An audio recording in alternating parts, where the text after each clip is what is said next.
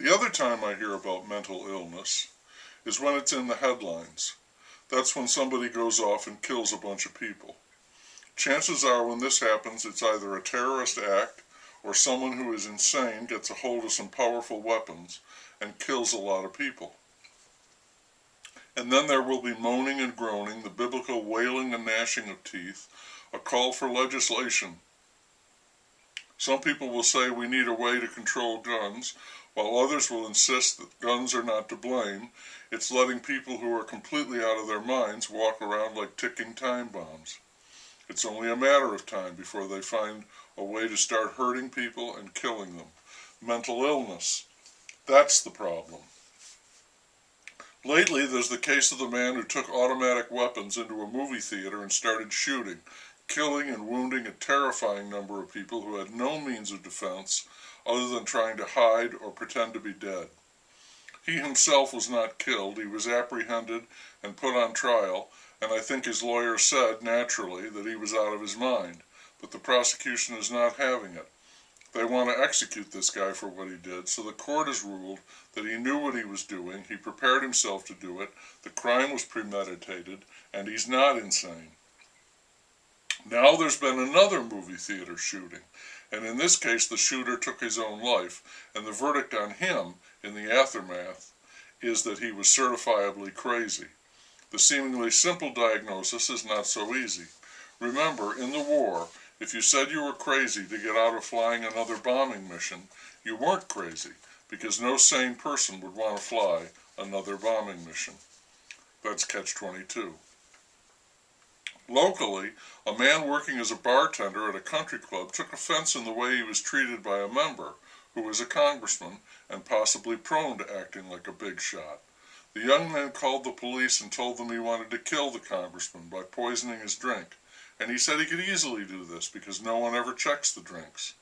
The police took that seriously, seeing as how the potential victim was a congressman, and they arrested the bartender. He got a well-known lawyer to defend him, and it turned out that he thought his car radio was talking to him, telling him that he was Jesus Christ and the congressman was the devil, and he had to kill the congressman, who was also responsible for the Ebola virus.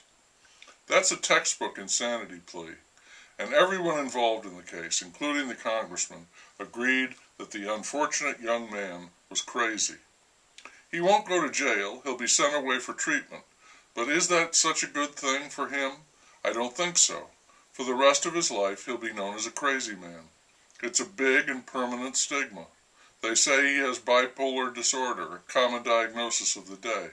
That will dog him, much as someone who is labeled a sexual offender, for the rest of his life. In fact, I would say, his life is effectively over. Society will not forget and will not trust him. He is the proverbially marked man. I remember years ago when George McGovern, picking up the torch from Bobby Kennedy after he was shot to death, won the Democratic nomination for president. And with some momentum and credibility, he selected a senator for his running mate, Thomas Eagleton. Eagleton looked great, younger, vibrant, a very attractive candidate.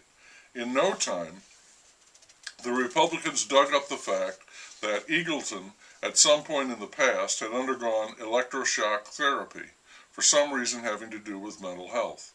Immediately, boom, McGovern dropped the man, no discussion, nothing, gone. Who could run for the highest political office with a record of mental illness? No one. McGovern, suffering a flat tire in the middle of the campaign, hastily pulled up a Kennedy family member to run with him, and the two of them got smashed in the general election. So it's not a plus if you claim innocence by reason of insanity.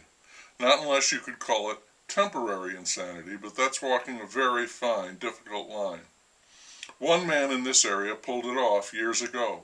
It was back in Prohibition times, and this clever man was making a fortune by selling alcohol legally, as prescription medicine, you might say, the medical marijuana man of his day. He was something of a celebrity, known for throwing lavish parties and giving expensive gifts. A federal agent finally nailed him on some technicality, and the man went away to a federal penitentiary, a couple of years, a slap on the wrist. But while he was there, the federal agent took up with his wife. Word of this got back to the man in prison, and when he got out, He obtained a gun, found his wife in a park, pulled up in a car, jumped out, and shot her dead, just like Frankie and Johnny. He was an attorney. He defended himself on this charge of murder, claiming temporary insanity, and the jury bought it. In that case, insanity worked as a defense. Other than that, in our society, if you're insane, you have a terrible problem.